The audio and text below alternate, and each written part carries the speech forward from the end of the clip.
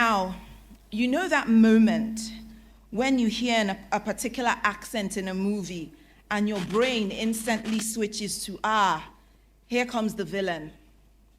Or when they mention an African country and you brace yourself, knowing that the narrative that they're about to push is not a very good one. You see, His Majesty is quite the storyteller, and every time we watch movies, he's able to predict the end right from the beginning. And that's the power of storytelling.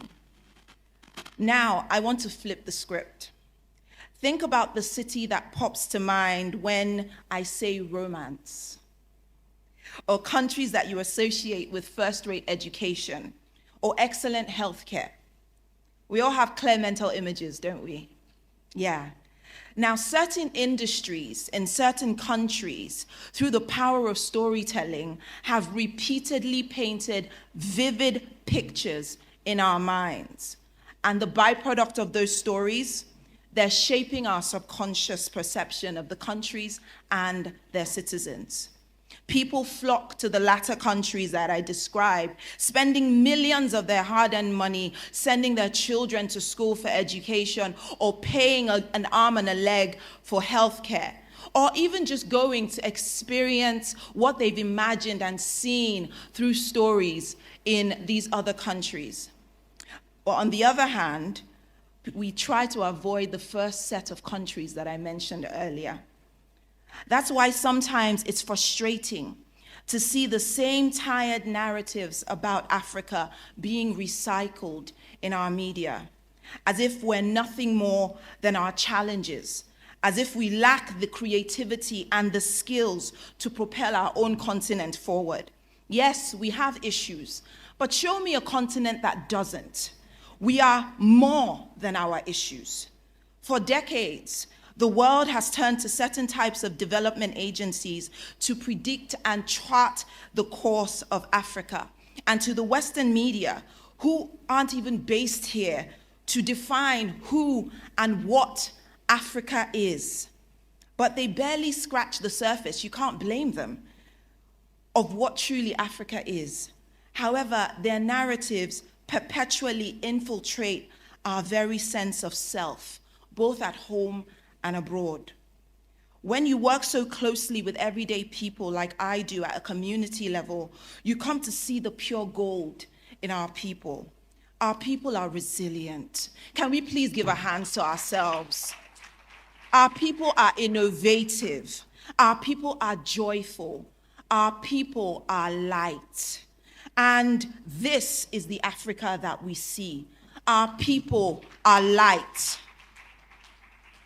Some of that light is already shining brightly on the world stage. We just came back from London and a few cities abroad, and throughout every city, I would guarantee you that I can hear Afrobeats jamming through the shops and the restaurants. Everybody's nodding their head. So some of the light is already shining brightly, but yet there is more light to be uncovered, waiting to be uncovered. On the continent, right here, right now, we have brilliant minds and incredible stories that are yearning for someone to take a chance on them. And this is where Elevate Africa comes in. Now, I want to address the proverbial elephant in the room. I know most of you will say, why Elevate Africa? Why not Elevate Nigeria? You see, with the surge of globalization and the world becoming more and more a global village, the traditional ideology of nationhood does not quite serve us when it comes to development anymore. It's becoming less and less pragmatic for one nation to say they want to grow and develop by themselves. Nations need nations to thrive. We see this because China, for example, is depending on raw materials from the Democratic Republic of Congo to make their economies work. And so is Switzerland, depending on raw materials from Ivory Coast to make sure that they sell those nice chocolate bars we buy at the airport every time. Nations need nations to thrive. One nation cannot thrive alone.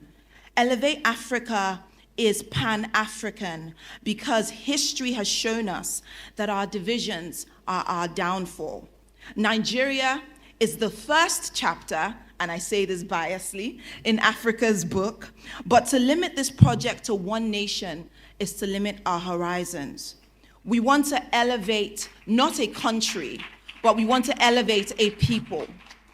We want to elevate a people not bound by the commonwealth of their problems. We want to elevate a people that are bound by potential and are bound by their shared destinies.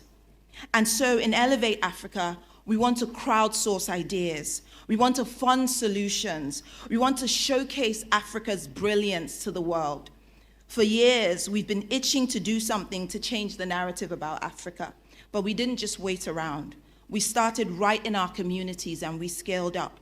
And the moments where we find hidden gems, like the 24-year-old visually impaired Pisogene Tejiro, a tech innovator who came up with a tech solution to help blind people read ebooks. Those moments are electric, and they don't only change the lives of those directly affected by them, they change the lives of the communities around them.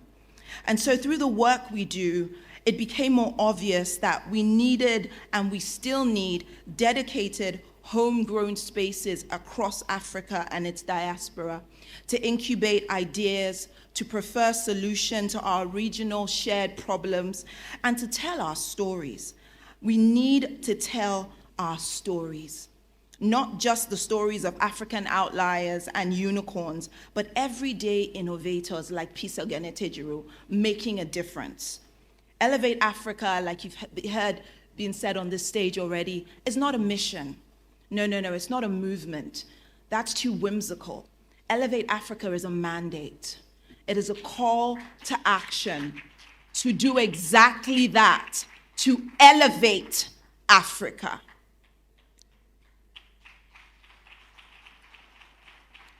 It is time for us to elevate our solutions and begin to reclaim our narratives and our stories.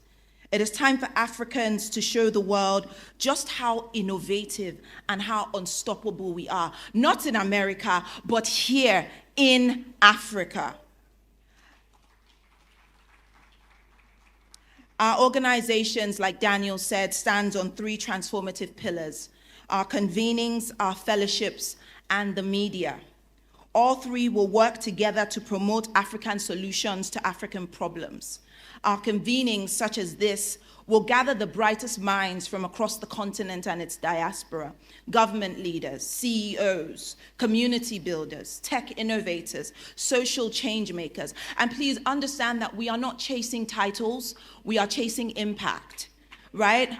And so we want leaders that are making impact in their various spheres, because our focus is not only on great ideas, but on greater actions. So this isn't just another dialogue that's happening here today. Our convening is a breeding ground for solutions. From our convenings, we will funnel these ideas into actions through our fellowship, which will be launched here today as well. In our fellowship, we seek to nurture minds who understand Africa's unique challenges and have the skill set to address them. For too long, the world has relied on foreign agencies to speak for us. We need our own institutions producing impactful work through research and books and documentaries, advocating for our change where it matters.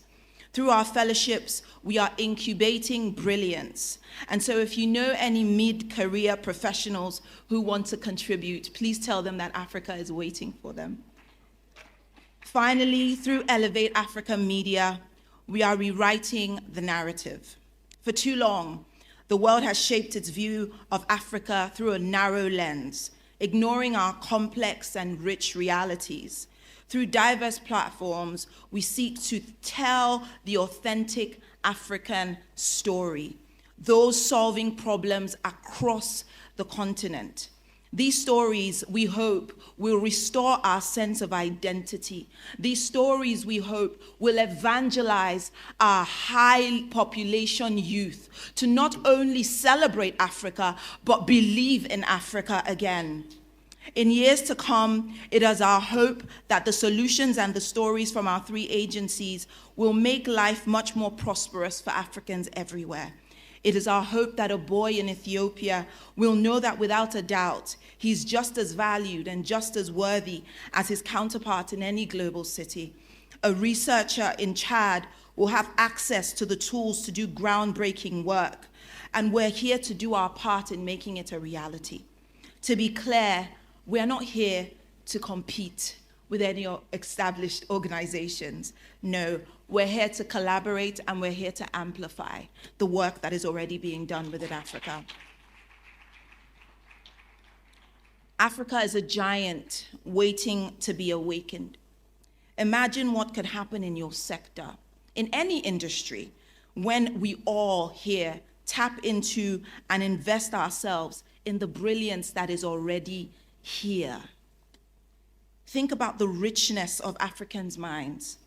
Think about the innovations to be harnessed. Think about the potentials to be actualized. We have so much to offer that will solve our issues in education, in gender equality, economic growth, and decent work, and climate action.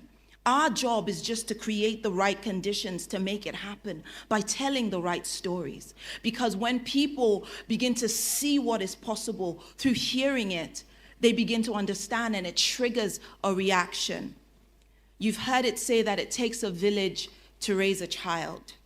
Well, then it will take all of us in this room and beyond to raise our continent to her destined greatness. I invite you all today to join us as we invest in African ideas, as we invest in African solutions, and as we invest in African stories. Together, unstoppably, we will create the Africa we see.